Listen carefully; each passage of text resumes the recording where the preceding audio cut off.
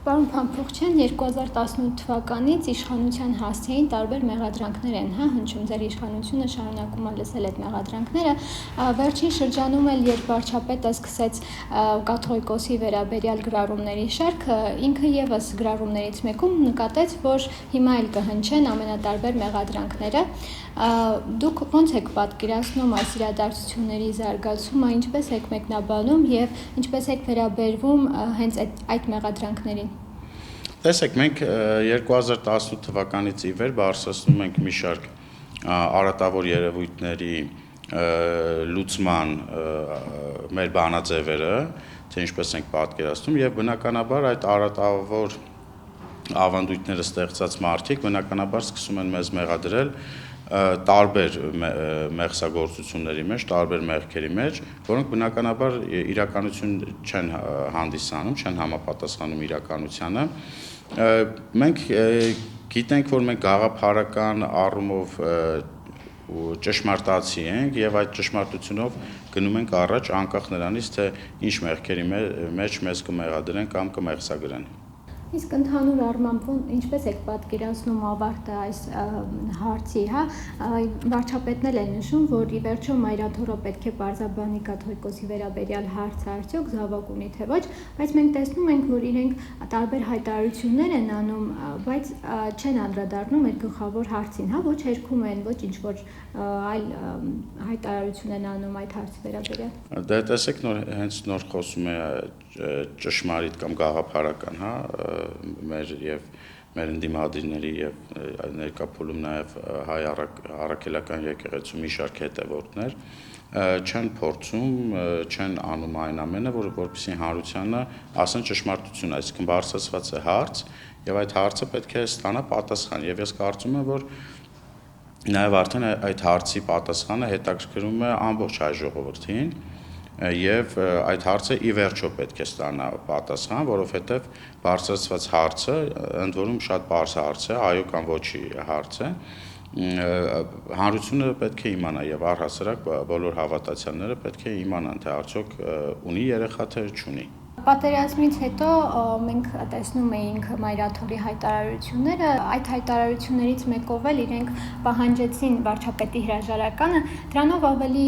կարող ենք ասել, որ ընդգծեցին իրենց մուտքը արդեն քաղաքականություն։ Հիմա այս իրադարձություններից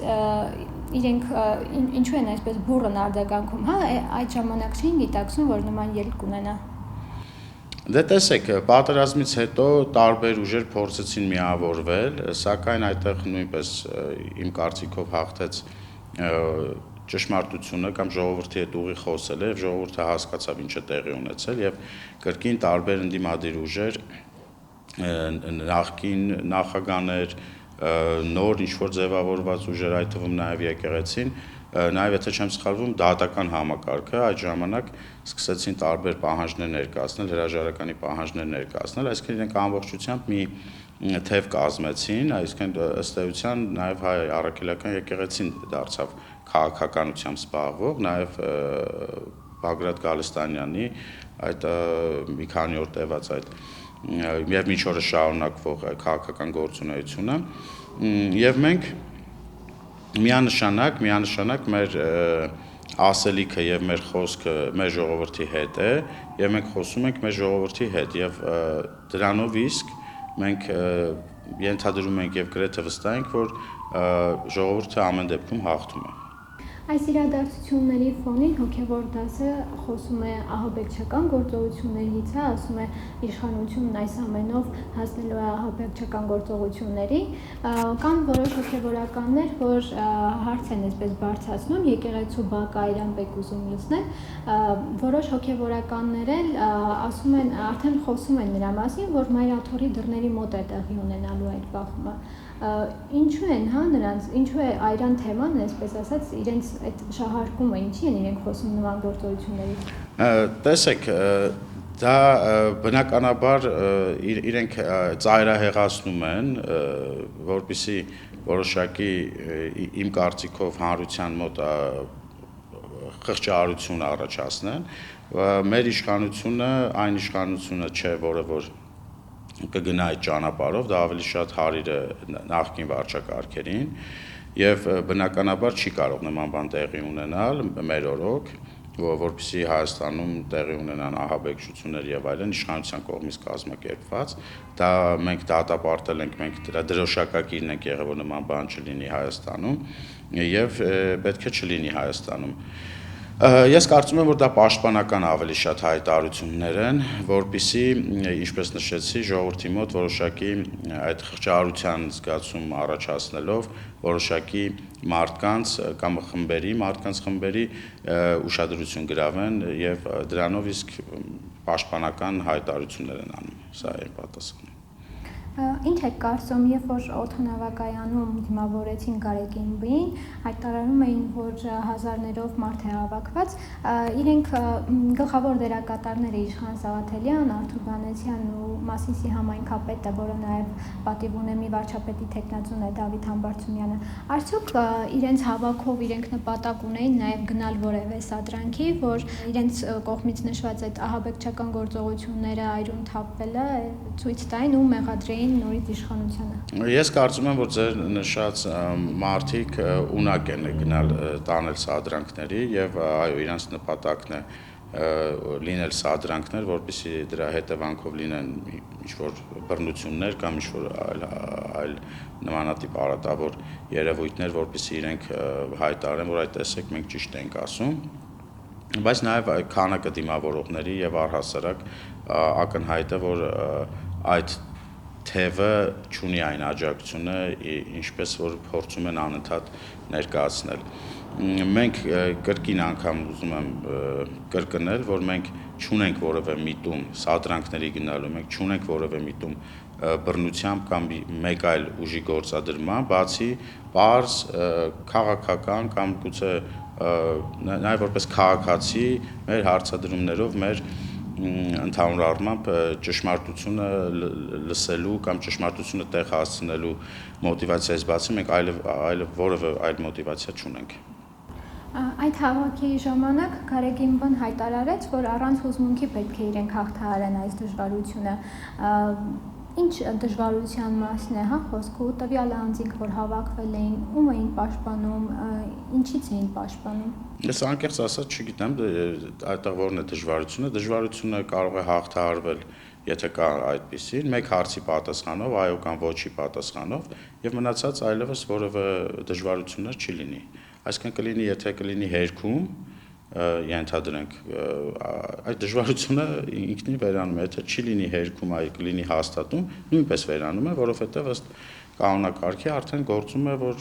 չպետք է նա լինի կաթողիկոս։ Պարոն Փամփոխյան, նաև վարչապետը գրառումներից մեկում խոսել էր համակարգող խմբի ձևավորման մասին, որը կզբաղվեր այդ ընթացակարգերով, թե ինչպես պետք է կաթողիկոսը հեռանա, նոր կաթողիկոսի ընտրություններ կազմակերպեն,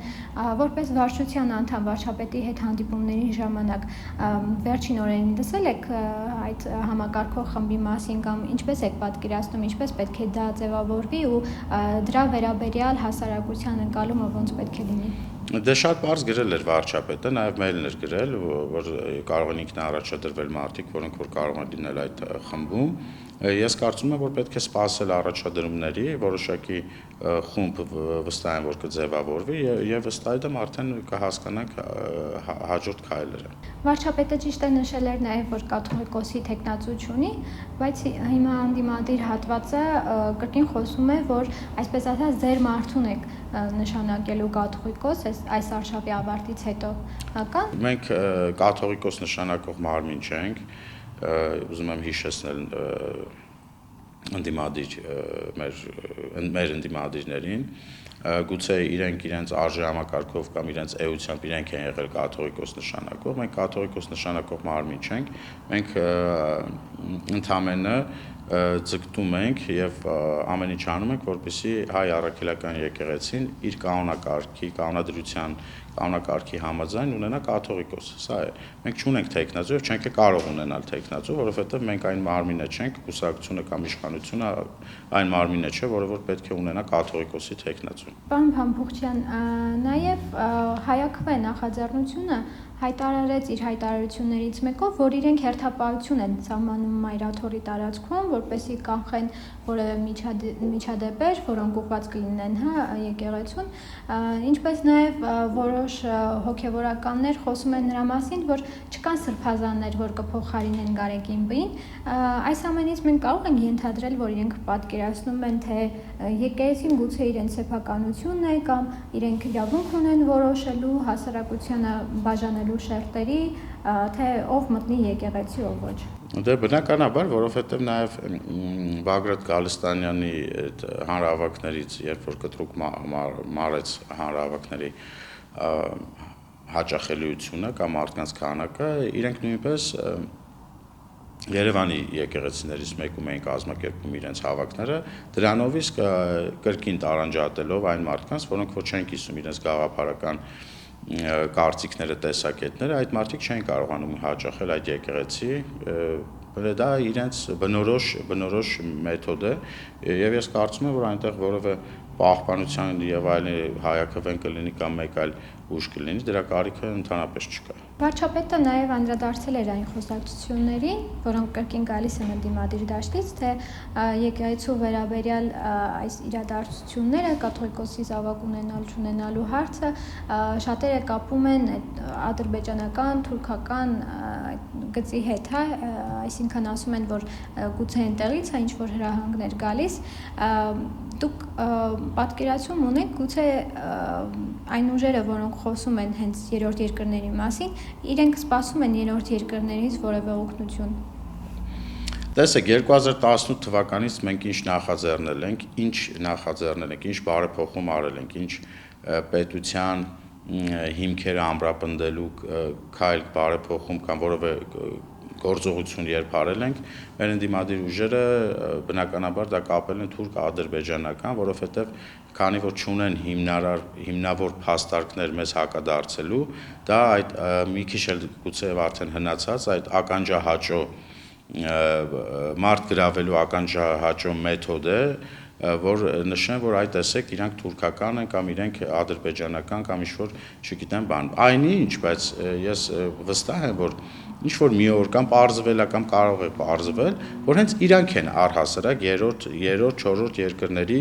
այդպես շահերի պաշտպաններ, ներկայացուցիչներ Հայաստանում եւ դա է իրենց ստիպում որ չօգտագործել հիմնական փաստարկ, որտեղ չունեն այդ հիմնական փաստարկը, որպեսզի հակադարձեն, եւ բնականաբար իրենք դա այդ մեղքը բարդում են երրորդ, չորրորդ երկրների վրա, որպեսզի ծածկեն, կոծկեն իրենց սնանկությունը եւ դատարկությունը։ Ես եթե չեմ սխալվում, նաեւ ունի մեդալ ստացած, եթե չեմ սխալվում, նաեւ հայտարարություններից ելնելով դա ակնհայտ է, որ մերձ կապեր կան մեր հայ առաքելական եկեղեցու որոշ ներկայացուցիչների եւ Կրեմլի միջև։ Եվ վերջում, պարոն Փամփուշյան, դուք ինչպես եք պատկերացնում այս իրադարձությունների ավարտը։ Կաթողիկոսը ինքը կհայտարարի հեռանալու մասին, թե կփորձեն իրեն գնալ բախումների, ինչպես է ավարտվելու։